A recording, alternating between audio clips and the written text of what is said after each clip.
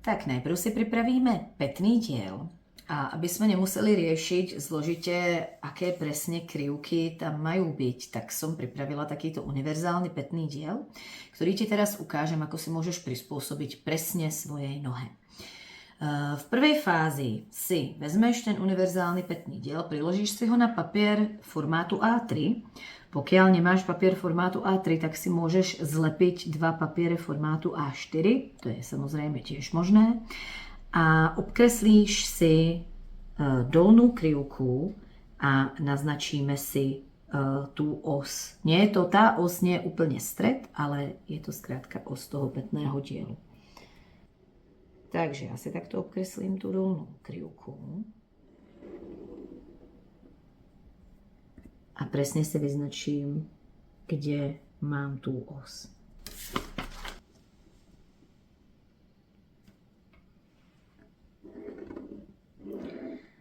Tak, v tejto fázi si urobím dve úplne paralelné krivky, ktoré budú každá 6 a ďalších 6 mm od tej dolnej smerom hore, takže dovnútra toho strihu. Ja si naznačím pomocné body, vždy 6 a 6 mm smerom hore od tej krivky. A buď to teda môžeš vykresliť potom rukou, alebo prípadne ti ukážem trik, ktorý používam ja, že si znova vezmem ten vzorový diel a znova tú krivku prekreslím.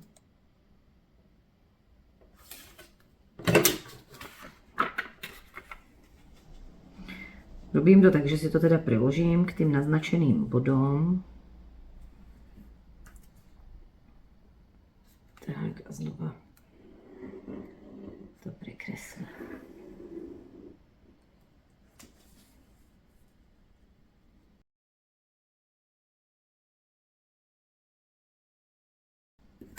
Tak a v tejto fázi budem určovať výšku toho pätného dielu. Tento vzorový dielik má výšku približne 8 cm. Ja som namerala teda, že má 8,2 a v podstate v reále, v skutočnosti tým, že je prišitý do koženého rámiku, tak nie je úplne až k zemi. To znamená, že je približne výška topánky výsledná bude 8,5 cm. 8,5 alebo 8,67. A ja som si namerala, že chcem tieto pánky trošičku nižšie. Že chcem, aby boli vysoké 8 cm maximálne. Takže ja teraz urobím to, že môžem znížiť tú výšku toho dieliku. Ja si naznačím teda výšku toho originálu. To je tu. A napríklad povedzme, že o ten centimeter ju znížim. To znamená, že budem vedieť, že tá moja výsledná výška topánky bude približne odtiaľto. Tak, ďalší krok, ktorý urobím je, že potrebujem vedieť ten správny počet dierok, ktorý budem mať ja na svojom unikátnom pätnom dieliku a ten som si tu spočítala. To znamená, že na jednu stranu to bude v mojom prípade 26, na druhú 27. Dierujem úplne rovnako, ako som dierovala ten spodný diel. To znamená, zapichnem si roztečník do nuly. V tom prípade, pokiaľ mám dierku v nule. Toto je vlastne tá spodná nula, akoby to, čo je na tej osi. Takže keď mám dierku v nule, čož v mojom prípade mám, tak zapichnem roztečník do nuly. Pokiaľ mám nulu medzi dvomi dierkami, tak úplne rovnakým spôsobom sem zapichnem aj ten roztečník. A budem dierovať tentokrát na strednej krivke. Znamená, že zapichnem do nuly a budem dierovať na jednu stranu 26.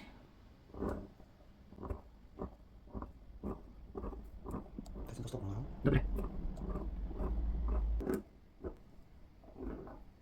Takže tu mám 26 dierku. Kľudne sa ti môže stať, že tvoj pätný diel je dlhší než ten vzor, tak v tom prípade si úplne v rovnakom smere skrátka predĺžiš tie línie podľa potreby.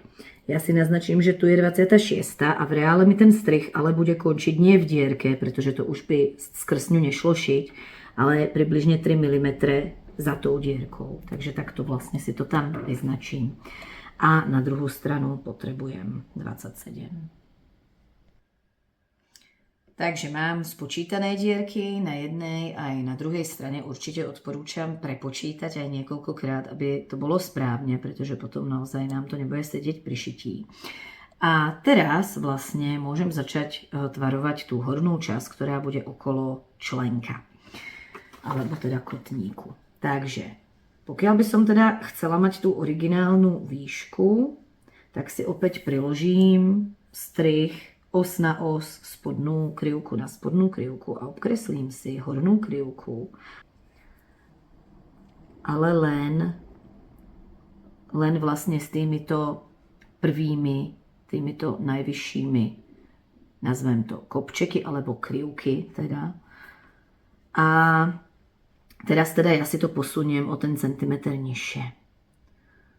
Ale takto aspoň mi to pomôže vidieť, že to mám všade posunuté rovnomerne. Keby som tam tú hornú krivku nemala, tak by som to nemusela úplne ako dobre vidieť a mohla by si mysleť, že to mám nakrivo. Takže takto. A teraz vlastne musím vziať do úvahy svoj obvod členka. Tento dielik vlastne mne sedí prakticky ako úplne perfektne, takže vlastne je približne na ten obvod členka tých 22-23 cm. Ale ukážem ti aj nejaký príklad, keby teda ten obvod členka bol nejaký iný, ako si upraviť vlastne ten obvod. Urobíme to tak, že napríklad povedzme si, že potrebuješ 24 cm.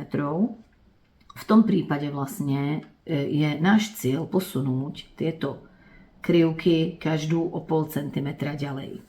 Môžem to urobiť veľmi jednoducho. A to tak, že si vezmem pravítko, naznačím si na každej strane 0,5 cm, možná trošku vyššie, aby som tam ten strih priložila správne. A vlastne posuniem ten strih.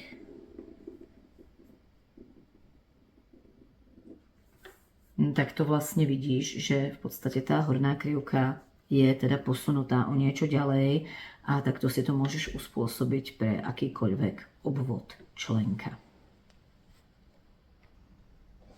Tak ja už mám teda ten strih uspôsobený pre moju požadovanú výšku členka a obvod a teraz vlastne si ho môžem dokresliť.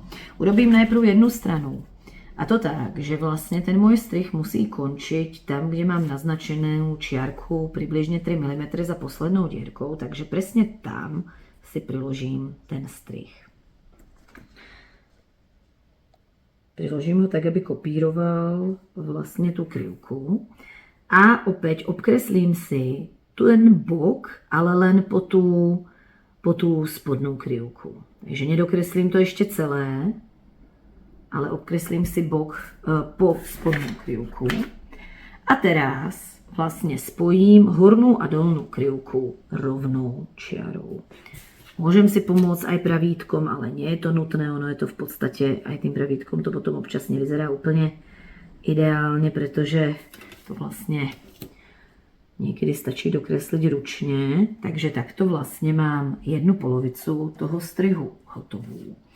A aby som dosiahla nejakej symetrie toho viazania, to znamená, ja potrebujem vlastne tú hornú, toto je viazanie, táto časť. A potrebujem, aby to viazanie bolo na oboch stranách symetrické. A to dosiahnem tak, že teraz si vystrihnem polovicu toho strihu, preklopím to na druhú stranu, na značku a obkreslím si to. Takže ja si teraz vystrihnem polovicu toho strihu, ale pozor, neprestrihnem tú os, vystrihnem to len takto a potom to preklopím na druhú stranu. Môžem zastrihnúť tuto aj kúsok ďalej za os, ale určite akoby to neprestrihnem takto z hora nadol, na dve polovice, to nechcem.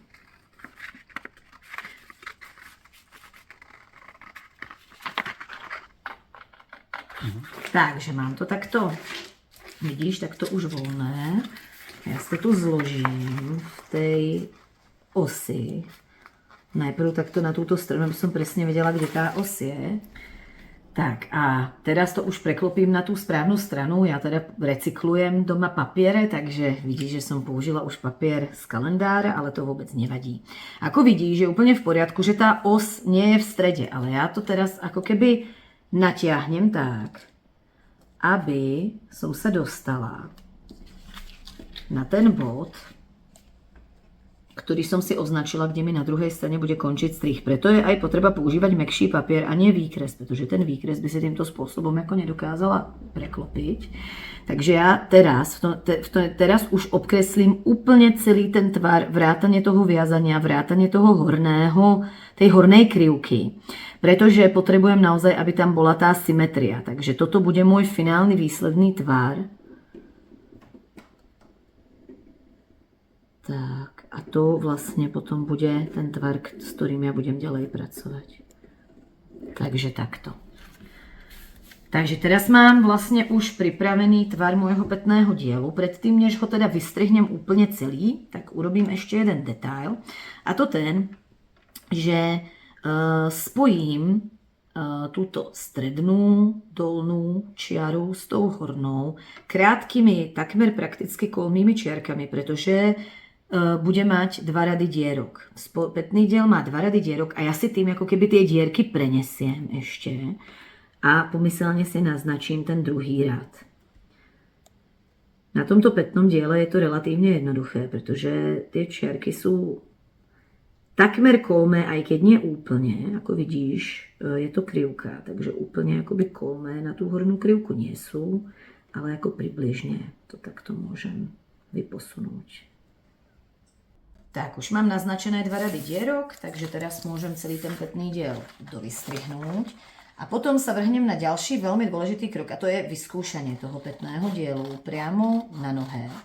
Je to samozrejme orientačné, pretože ten papier sa na tej nohe správa trošičku inak ako potom tá koža.